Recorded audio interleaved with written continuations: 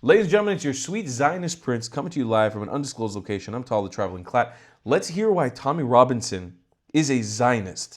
I remember growing up in Luton. I was a bit of a little shit when I was a kid, just a normal kid. Yeah. I remember there's a Jewish convent in Lily of Orthodox Jews. I remember we used to go over there as kids, and I remember going over there and we had flare guns and we were firing flares up in the sky. And my mate said, "My mum and dad would be so proud of me." I looked, I was like, "What?" My mum and dad would kill me if they knew I was over here. Yeah, we were trying to get chases, but we would try and get chases of everyone. And anyone. Try and get chases as kids. You'd try and get people to chase you. Oh, right. He don't know. He's from a different upbringing. I'm looking at Richard Grannon from Liverpool. Yeah. He knows what I'm talking about. Yeah. He's posher than he looks. Yeah, okay. Kids go out and try and get chased, yeah? As kids, you cause a bit of trouble and get a chase. Grannon's a secret posho. Is he? Yeah. We used to call it getting a chase as a kid. So you go out and you just have a laugh or you throw eggs and you get chased. Yeah. So we were down there and I looked at my mate and thought, I said, "What do you mean your mum would be proud of you? You're Jews." I was like, "Yeah. Your mum would kill me if I was down here causing trouble. Yeah, what do you mean your mum would be?" And then, because they hate the Jews. Yeah, he's a Muslim lad. Mum's a Muslim. So I was like, so I learned lots of things. Then there was Jews remembering the Holocaust in Luton. And this Al Mujahideen group, who I ended up confronting, the terrorist group, who we ended up confronting, they turned up in their hundreds. And the Jewish family had to lock himself inside the town hall. Yeah. And then they had to barricade the doors because all these radicals were trying to get to these Jewish families remembering the Holocaust. So I looked at all this. The main Islamic jihadist centre is the Luton Islamic Centre. It used to be the synagogue. So I'd watched I'd seen it. I'd listened to mates I'd grown up with. I'd heard the anti-Semitism at school. I'd heard the Jew hatred. So when I started the English Defence League, and I remember seeing some Jews once, Orthodox Jews, walking through Luton with police. I'm driving through, I thought, well, that's weird. And I thought, they need police to walk with them because they couldn't walk through the town. They wouldn't be able to walk through town looking like that. Yeah. So all these things helped me. And then I looked at Israel. I looked at the 7-day war, 6-day war, whatever, the 7-day war. I looked at what the Islamic radicals who governed the country surrounding Israel said. They basically told the Jews, "We're taking your wives. When we win this war, your wives and daughters are ours. We're raping them." They told them, they made it public. "We're coming for your women as slaves." Because that's, anyone who wants to know Islam, that's halal. Yeah, you're allowed to do that. So they're allowed to come in and take all the women as sexual slaves. So Israel was faced. And then I saw Israel has 2 million Arabs, 2 million Muslims in it, that can become part of government, that can become politicians. We keep hearing about this apartheid state. So I went to Israel. I looked at all this. I thought it's bullshit. Islam is a democracy surrounded by totalitarian, Sharia-driven shitholes. Yeah? How are you going to deal with that? How are you going to deal with that as a country? They want the Article 2 on the Hamas manifesto. So remember, Hamas is like the Labour Party. Not much difference, to be honest, yeah? But Hamas, in their political manifesto that got them elected by the majority of Gazans, said the final day of judgment does not come until every Jew is dead. Didn't say every Zionist, doesn't say every Zionist. This is in their manifesto. Every Jew is dead. How do you negotiate with that? And when they say the majority voted for Hamas, the rest of the population voted for Fatah. It's another terrorist group. What are you talking about? So how would you negotiate with that? What would you do? I know what I'd do. I know what I'd demand my government done. I know what I'd do. And in fact, they do everything. Like, you keep hearing about genocide. So I went to Israel and I spent time in Israel. And when I was in Israel, I paid young Muslims. I met young Muslims and I paid them to take me. So when you go to Israel, they have all, "Do not go past here." You know, you've got all big signs. Right. Dangerous, don't go here. So I went to Israel and thought, that's where I want to go. Yeah? I want to go there. So I looked up this Fatah-controlled, terrorist-controlled refugee camp. And I met some young Arabs. They didn't know who I was. And I was with my mate from school, Dean, black lad, his parents from Jamaica. And he loved history. So I said, "Come with me, let's go to Israel. Let's go see what it's about. Let's really go there." And we went there, and then I said, "Right, Dean, I've sorted it. We're going into the refugee camp." He's like, "We're not." I said, he goes, "Bruv, I ain't coming to get killed. Like, I know you're mad, but I haven't come here for this shit." I said, "Bruv, listen to me." And I'm quite persuasive anyway. So I said, "Imagine we go there and we have a day in the camp and we spend all day there and we find out and we see imagine how fascinating it's going to be, blah, blah, blah." And we're in a taxi then. And I've done a little video and I said, "Right, I'm in the back of the car. The Muslims are in the front with my mate." And he's sitting there going, "What the f-?" We had a massive argument first. "I ain't come to do this." I said, "Well, I have. I'm going. So you're going to leave me go on my own?" I'm going into that camp. I'm seeing and then I've done a little video and I said, said, I'm in the back of a taxi. Yeah, we're in the back of a car and we're on the way into a terrorist-controlled refugee camp. Fucking man. I said, we're going to go see what's going on. And I'm in this camp, and there's videos of us in this camp. And as we're walking around the camp, I'm playing football with the kids, man. And my heart bled for them as well. But the Muslim lad who got me in there didn't know who I was. And I kept saying to him, who's oppressing you? Expecting Israel, yeah? The Palestinian Authority. Who's the Palestinian Authority? I didn't know nothing. Who's the Palestinian Authority? They govern us. And he said, what you have to understand is, Stephen, and on the side of the walls of all the properties is the murals of the people who have left that camp, so the families. So when you're outside the house, there's a massive picture of this woman, and she blew up a bus in Israel. Yeah? She was a suicide bomber. But this was her house. Yeah, so I found it all fascinating. And these are heroes to this camp. They're heroes. The children are being brought up to see these as martyrs. The children are being brought up. And then he corrected. So he said, the Palestinian Authority pay whoever, her family would have been paid for the rest of their life. Yeah. So whoever comes out of this camp and kills an Israeli. And I said, so anyone who lives here and goes kills a Jew in Israel, he said, no, he corrected me, not a Jew, an Israeli. Wow. I was like, they don't even have to kill a Jew. They can kill a Bedouin Muslim. Yeah. They still get the reward. So then I said to my mate, we're always told radicalisation in the UK is because of poverty. Look at these kids, man. They've got nothing, bro. I said, where's the park? There is no park. What do you mean there's no park? Yeah. And his words, we've had 2 times more money than Germany had after the World War. We could all have a villa. Yeah? We could all have a mansion. We will always be refugees because it benefits the Palestinian Authority for us to be refugees for the money to fund the war against the Jews. Yeah. And he sat and he's very open about it. And he didn't mention Israel once. And he said that the Palestinian Authority oppress us. We need free. His words, never give money to free Palestine. Yeah. Never. We don't get it. And I'm going through and I'm thinking, hell, man, this is so interesting for me. And I looked at my mate, as we're in there all day, and I'm playing football with the kids, and the kids were lovely, and they're all running around with toy guns, and they've got nothing. I wanted to give them money. I said afterwards, it works. They bring politicians to these camps, they show them the squalor, the kids, the families. You want to help them, yeah? But you're not helping them. You're helping Hamas. You're helping the billionaire sat in Qatar. So as I've gone through all this, and then I said to my mate as we're walking around, I said, what do you reckon?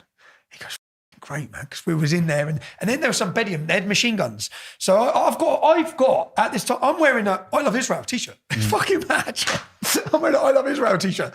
And I went over and I'm asking them all, Trump had just got elected. So that's when it was. Trump had just got elected. I said, lads, what do you think about, they just think I'm a tourist, want to know question. What do you think about Trump's election? And they said, yes, we need strong man. America must be strong man. I said, really, I didn't expect that either. And everywhere I went, I was on the Golan Heights and the war's going off, so you can see the bombs. Yeah, I'm on the Golan Heights.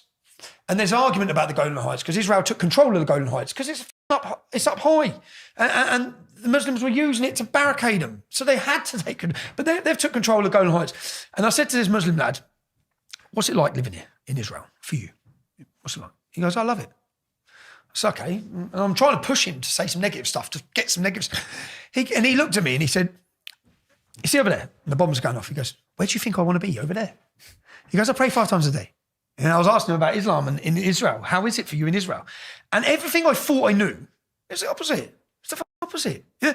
And even down to, we get shown this big wall. I expected a prison. Gaza's a prison, an open-air prison. Got 5-star hotels. But I was expecting this big open-air prison. And they all the time on the news as I was growing up, whenever I heard about Palestine and the conflict, they show you this wall with turrets on, this big, massive wall. It's about 10 metres long. That wall is 10 metres long. There's no wall. There's no wall around it. There's about a 2-mile gap, and then there's fences, and there's a big border, because we climbed there was an army turret. So I've gone to Israel. As I've gone in, as I said, I've walked the camp. I've done all this with this lad. I really liked him. I related with him more than anyone I met in that trip, the Jews. So I related with this Muslim lad. He just seemed like he could have been from Luton. And then when I sat down, when I got back to Israel, I put cameras on him. And I said to him, can I tell you who I am? I said, have you heard of the English Defence League? He said, yes. I said, my name's Tommy. I founded the English Defence League. And he looked furious. He looked furious, but we had already, by that point, we'd had a good day together. Yeah. And then, we got on really well. And he said, why? Why? I said, brother, I've just risked my life. Yeah. I'll be dead if they knew who I was in there. And I said, because I had to hear it from you. And what I've heard has totally shocked me. I had to hear your story as a Muslim in a refugee camp, 4th generation refugee. Your kids are going to be 5th. He said it. My kids will be 5th generation. Theirs will be 6th. Now, the only way out for him, that's what I said to my mate, Dean, like, I'd do anything for my kids, wouldn't you? Yeah? In a desperate situation. So the only way out for these refugees is to go kill an Israeli. Really? So then I viewed the whole conflict a bit different as well, because I'd always blamed it on jihad a lot. I've always said jihad is the sole reason. Then I realised these are mercenaries. Many of these men might not even believe in it, but their families are getting rescued by killing someone or attempting to kill someone. So all of that. And then we went up and we climbed up there's an army turret. There's on the border of the Gaza Strip. There's army turrets, yeah? So we've gone up there. I was like, fuck, man. So we've gone through. And again, it says, don't go here, yeah? So we've climbed up this army turret and we've got a lens camera with the Muslim lad. Yeah? We're zooming in. And he said, there's Hamas, yeah? So they're in, like you see ISIS in all the flatbacks. So they're in flatback trucks doing their own border. So they've got their own border security for where Gaza Strip is, yeah? Right. So they're going up and down. And then they've stopped and they're looking at us and we're looking at them. So I was like, he goes, they're looking at us. And I said, they looking at us. I said, you wankers. And I said, we're swearing Hamas up on an army turret. And then the Israeli army come from everywhere. Boom. They come screeching in like, what the f*** are you doing? I said, we're swearing at Hamas. And they're like, you're going to get shot. Get down. And then when we get down, they grilled us like the Israeli army did. They were angry at you. Yeah, proper angry. I guess we've risked them. We've risked their safety as well. True. We're stupid. But it was a fascinating trip. I went to Israel with all these expectations. And of course there's problems. There's going to be problems. But I felt safe in Israel. Israel's a holiday resort. And go Tel Aviv, man. It's nice. It was great. Yeah. It was wonderful. And felt safe the whole time. Yeah. I felt safe the whole time. You're not being paid by the Israeli Tourist Board. No, that's what but this is what people say. I know. People say it. I was like, and anyone who criticised me on it said, have you been there? Have you ever spoke to a Muslim that lives in Israel? Because there's 2 million of them. Have you ever been to a refugee camp? Do you even know what you're talking about? What are you talking about? I get propaganda, proper Iranian proxy army on our streets. You're pushing the propaganda of Iran, of Qatar, of Hezbollah, of Hamas. Look at the money they have. So anyone who's criticised me, I was like, you haven't been there, so shut up. I get the same thing, told that I'm being backed by whoever, and I react the same way as you. Like, well, if they want to give me some money, give me some money. I could do with it, to be honest. I'm in court. I've got a 130 grand bill on the 28th, 29th of October, so please. The idea that Mossad would be so sloppy as to approach a couple of YouTubers who could easily just... Well, do you know why they said it? Do you know why they said it about me? Because when I went to Israel, you can buy Mossad T-shirts. Yeah, so I bought a Mossad T-shirt from a tourist shop. When I went to New York, I bought I love New York Police Department T-shirt. Oh, I'm not in the New York Police Department, lads. Yeah, and if I was in Mossad, the Mossad T-shirt from a souvenir shop on the Golan Heights doesn't mean I'm in Mossad. And essentially, and at times, so I went with Luton football hooligans to Tottenham. Were playing Millwall years ago when I had the EDL. Tottenham were playing Millwall, and that's a massive game. They hadn't played each other for years. Yeah, so big rivalry. So I love my football. I went with Tottenham. And when I went there, people were saying, why the hell, because I was spotted there, obviously, why the hell was Tommy Robinson here? So I just put, because I'm Jewish. Oh, I'm just taking a piss. Yeah. For those who don't know, Tottenham's a sort of Jewish identity club. Jewish identity club. And then and then Nick Griffin was always saying I'm a Zionist. Now, so when I went to America this time, when I snuck into America, when I went to the conference, I wore I'm a Zionist badge. Oh, right. I didn't know what Zionist was at that time. And I didn't give a shit. Yeah. For me, a Zionist means you believe in a homeland for the Jews. That's all it means. Yeah? I'm a Zionist. Yep, I'm a Zionist. I don't care. I believe the Jews can have a homeland. There's 55 Islamic nations. Why can't the Jews have one? Yeah. Why not? It's historically their land. I've done all the tours. I've done all the research. I went to the disputed, the new, where they building on the land. So you've got 7 families. They build them. These are why we can't have peace, apparently. Outside the West Bank. Or outside the West Bank. So I went there, I went there and I went onto these. And basically, you've got 8 or 9 families who have took a bit of desert and they've made it beautiful, okay? They've put, it's all greenery. It's like they've brought life to where there was nothing. That's why I went there. So I spent time on the camp. I saw everything when I was there. I went to look at every avenue, to every argument. And as I said, I risked my life to do it, to understand, to come back and understand. And do you know what fascinated me? There's about 1,000 young Arab Muslims. They're racing camels. And that's when I got and there's a geezer with a machine gun there. And I've got the I love Israel t-shirt. So I said, stop the car. So we stopped the car and I got out of the car and I went over to where, just to watch all these Arabs racing camels and that. There's all Jews sitting with their skull caps having a picnic, yeah? I thought, you couldn't do that in London. You couldn't do that in London. There was no animosity between the two groups or the people. There was none, yeah? A Jewish family with 1,000 young Muslims in London wouldn't sit in a picnic like that because they'd get grief, yeah? I guarantee you. So that it was very different. It works better in Israel. I bet, yeah. The Muslim Jew thing works better in the state of Israel than it does with thousands of young Muslims than it does in the UK. This may be the best clip I've seen of Tommy Robinson speaking so far. That was the most wholesome / true testimony about Israel that I might have ever heard on YouTube of somebody's personal experience traveling to Israel, to our homeland. He got the full brunt experience. And I'll interject a little bit of personal experience. Like, the only reason why I feel so confident speaking on this topic and debating people on the topic is because I've done the work similar to Tommy Robinson. I've been to the refugee camps. I've sat in with the terrorists. I've talked to them. I've been deeply, deeply entrenched with Palestinian society. I've also been deeply entrenched with the West Bank settlers, which I think is a racist term. Shouldn't be using that. I've been in the Golan Heights. I've been to the Bedouin communities. I've been to the Jewish communities. I've talked to everybody and anyone, almost every single demographic in Israel. The only reason why I have so much confidence to speak on it and take the stances that I do is because I've actually done the work. And then you have people like the Dave Smiths of the world who come and talk shit all day. And you have somebody like Douglas Murray who's done the work, who corrects them live on this giant podcast called Joe Rogan's Show. And Joe Rogan takes the side of this retarded comedian, Dave Smith, because neither one of them have ever done the work to get to the point where Douglas Murray has, or I have, or Tommy Robinson has. If you've never walked the streets of these cities, you've never seen them with your own eyes, sure, you can talk about it. Go ahead, talk about it. But your opinion doesn't mean much. It's a bad opinion. Like, why should I take your opinion seriously if you've never done the work, which you can, by the way, and you wouldn't be risking your life? You're just a fucking pussy. You just don't have the balls enough to actually go to the place that you're talking about. Or you're too lazy, or you're just grifting for money. You know, I don't need to convince you that you're a fucking idiot. You are a fucking idiot. You are just dumb. If you have every single availability to go and see the places you're nonstop talking about to make money, and it wouldn't risk your life in any way, how can I value your opinion? You have every right to talk. You have every right to have an opinion. But how can I value your opinion? It means nothing to me. It's a piece of poop. It doesn't mean anything. You haven't done the work. So why should I take you seriously? Tommy Robinson, this is probably the best video I've seen of yours, man. This is a really incredible video. It's so heartwarming to see that you really went through the extra mile to see and understand and process what Zionism means. And you came out with your conclusion, and you're absolutely right at what he said there at the end. This is the last point I want to touch on.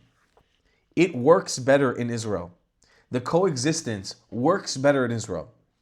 In all the Muslim countries in the world, they pretty much, minus a few, ethnically cleanse their Jewish populations. So Muslims don't even know what living side by side with Jews looks like.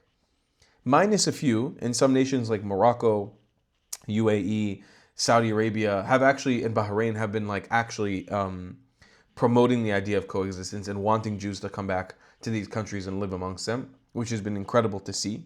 That there's actually an effort here in some parts of the Muslim world to have Jews live in them. But minus that, most Muslim countries don't have Jewish coexistence anymore because they kicked all the Jews out. They ethnically cleansed or killed them. In Israel, we have 2 million Muslims, 2 million Arabs living side by side with us, and we actually coexist. It's not perfect. There's some societal segregation that 100% exists. People are racist. It 100% happens. We have terrorist attacks. It happens. It's bad. It can be bad. But does it work? Absolutely. Absolutely it works. And it's amazing. It's one of the biggest prides I have as being an Israeli, is that I can say I have Arab friends here, and I have Arab friends here, and I hang out with them, and I go do this with them, and I love it. It's an amazing experience. I couldn't have that in Iraq. Couldn't have that in Syria. Couldn't have that in Lebanon, because I'd be killed just for being a Jew. More than anything, if you want to shit talk Israel, the one thing that I'll stand up and say is I'm proud that I live in a nation where we actually attempt the coexistence and we actually kind of pull it off. It's pretty impressive. So thanks to Tommy Robinson. This is a fucking beautiful video, beautiful interview. I'll see you guys in the next one. Please subscribe to the channel if you believe in what I do and you love what I do. And I'll see you in the next one. Goodbye, Klats. If you believe in my content and want to support me, just know your help is needed. There's a bunch of great ways to support me, being PayPal, Buy Me a Coffee, or joining my Patreon community down below. Patreon is the best way to support my channel, and you'll get a bunch of cool perks depending on what tier you join. Another great way to support me is by buying my merchandise on thetravelingclat.com. I regularly drop new merch designs like this beautiful hat or this amazing shirt, where you can support the channel and get something cool for yourself. I also have an amazing Discord community with people from all over the world. Thank you so much for your support.